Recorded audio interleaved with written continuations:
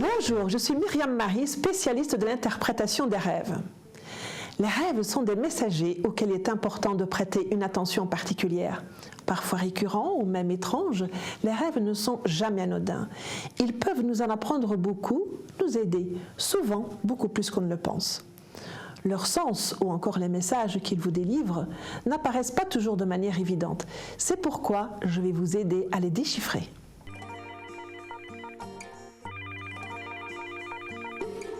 Oui, bonjour. Votre prénom, s'il vous plaît?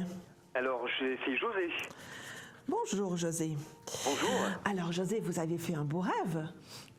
Écoutez, oui, bon, je sais pas, mais rêve... Et vous allez me le raconter.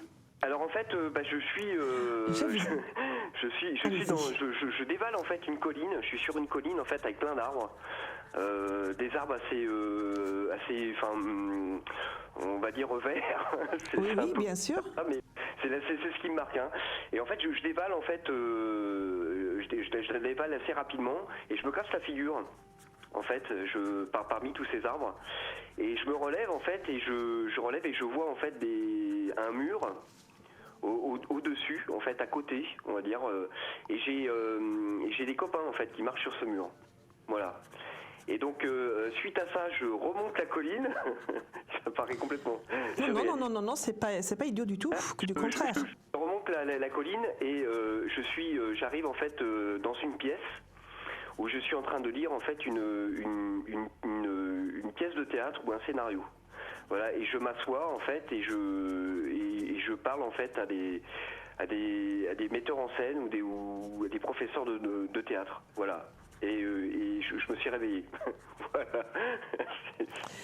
D'accord. Mais vous savez, il est très intéressant votre rêve, Oui. José. Je vais quand même vous poser quelques questions maintenant pour vous resituer à ce moment de vie. Qu'est-ce qui se passe pour vous actuellement dans ce moment de vie? Écoutez, je pense que ça doit être en rapport parce qu'en fait je suis élève comédien en fait dans une école de théâtre donc à Paris. Oui. Et je pense que ça ne doit pas être anodin. Non, ça ne doit pas être anodin. Non. Et vous savez, dans les rêves, les images que l'on a, en premier degré, comme ça, elles peuvent être insignifiantes, mais derrière ça, il y a quand même plein de choses qui sont cachées. Donc vous êtes élève comédien, mais dans votre vie personnelle, qu'est-ce qui se passe en réalité? Je suis un peu en plein changement en fait professionnel parce que je travaillais, on va dire, beaucoup dans la lumière du spectacle en fait, à la lumière vraiment éclairagiste. Hein, j'étais technicien éclairagiste et je suis en train justement de changer tout mon quotidien en fait pour essayer de devenir, qui sait si les petits cochons me mangent pas, comme on dit, hein, de devenir, bien sûr. d'en vivre quoi, de faire comédien. Donc j'y mets beaucoup d'énergie et ça me prend, ça prend tout mon temps. Puis j'y mets beaucoup d'abnégation en fait pour essayer de faire le mieux possible. Et c'est un gros changement en fait dans ma vie parce que j'étais technicien éclairagiste depuis 17 ans. Donc c'est vrai que c'est un changement qui est un peu qui bouleverse un peu mon quotidien, quoi.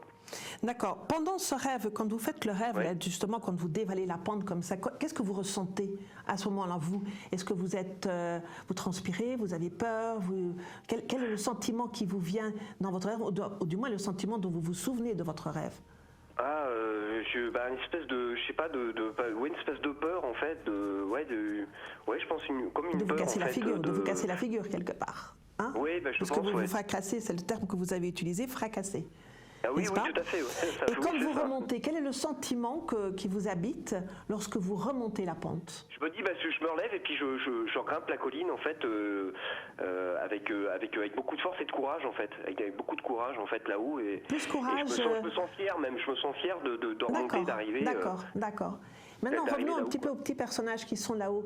Quelles étaient leur attitude? Ils vous regardaient, ils vous tendaient la main, qu'est-ce qu'ils faisaient? Ils me regardent, hein. J'ai pas de contact. Ils sont plutôt spectateurs. Oui, tout à fait. D'accord. Ouais. Et quand vous vous êtes réveillé, au réveil de ce rêve, vous vous êtes senti comment? Un peu secoué quand même. J'étais pas vraiment bien quoi. Vous n'étiez pas tout à fait serein. Vous étiez un petit peu, pas dans la peur, mais un petit peu quand même un petit peu. Ouais, c'est sûr que c'est pas. Enfin, j'ai connu des meilleurs réveils. Hein. Oui, bien sûr. Alors José, vous allez me laisser quelques petits instants, je vais rassembler tout ça et puis je vais vous dire voilà ce qui ressort de ce rêve. D'accord, voilà. Ok, d'accord. Quelques instants s'il vous plaît, à tout de suite.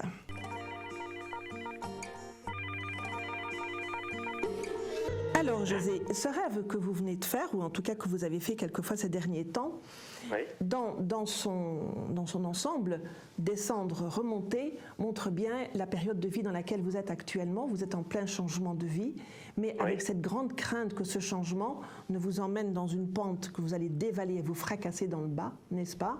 Oui. Et donc ça, c'est un peu votre grande crainte. C'est un rêve de peur que vous aviez là par rapport à ce changement de vie. Le changement, je pars, je ne sais pas où je vais. Il y a des arbres verts autour de moi, bien évidemment, parce que le vert, c'est quand même une couleur de renouveau, de régénérescence, voyez-vous. C'est le vert de la nature donc, qui arrive au printemps. Donc le printemps, c'est le renouveau de la nature. Vous êtes dans un renouveau de vie. En plus, vous êtes dans une période de vie où il y a des possibilités comme ça de changement et vous avez pris cette opportunité de changement, n'est-ce pas? Donc c'est vrai que cette descente, quand on descend, ça veut dire aussi qu'on est toujours un peu bas dans les énergies, qu'on est un peu bas aussi dans cette force de vie qui nous habite. Donc on est plus en chute, si vous voulez, de ce que l'on est. Donc il faut prendre conscience aussi que vous pouvez avoir des baisses de régime, des baisses des fatigues, des baisses de tension comme ça.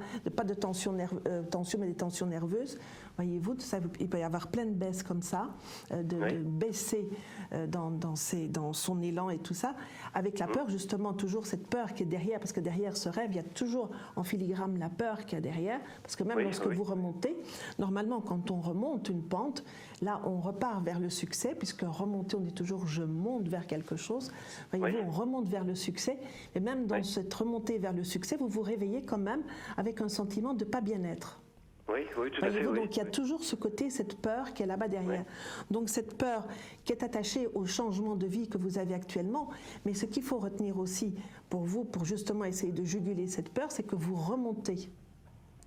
Vous remontez, donc vous remontez quand même vers le succès. Donc il faudrait peut-être prendre conscience que ce moment que vous baissez là maintenant actuellement, vous êtes tout à fait en capacité de la remonter et que vous avez la force et l'énergie. Donc il ne faut pas gaspiller votre force et l'énergie dans cette chute. Laissez-vous tomber, laissez-vous dévaler.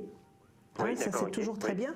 Voyez-vous, il ne faut pas vous retenir, même vous agripper aux arbres, ni rien du tout. Ils sont là et ils vont vous aider à vous donner de l'oxygène pour remonter. Donc laissez-vous dévaler, laissez-vous tomber à pic. Et après, c'est la meilleure façon de pouvoir donner le coup de rein pour pouvoir remonter. Les spectateurs qui sont là sur le mur, essayez de voir un petit peu ce qu'ils font eux sur le mur, au lieu de vous regarder, voir un petit peu s'ils ne vous tendent pas la main. Et ça veut dire aussi que vous devez peut-être demander à des gens qui y a autour de vous, qu'il y a des gens autour de vous qui peuvent vous aider, mais que vous ne leur demandez pas l'aide. Oui, c'est sûr. Oui, tout à fait. Et ça va vous rassurer complètement. Oui, bien sûr. Oui, puis c'est. D'accord, ok. D'accord. Ah oui, c'est. D'accord. Eh bien, écoutez, voilà, José, c'était bien joli ce rêve. Donc, sachez, vous allez quand même vers le succès. Merci beaucoup. Voilà. Merci, ça m'encourage. Ça m'encourage et je vais tout faire pour essayer d'aller. Voilà, vous avez tout ce qu'il faut pour. D'accord. Merci. Voilà. Merci beaucoup. Eh bien, à très bientôt, José. Et faites de bons rêves la prochaine fois. Au revoir. Merci beaucoup. Au revoir.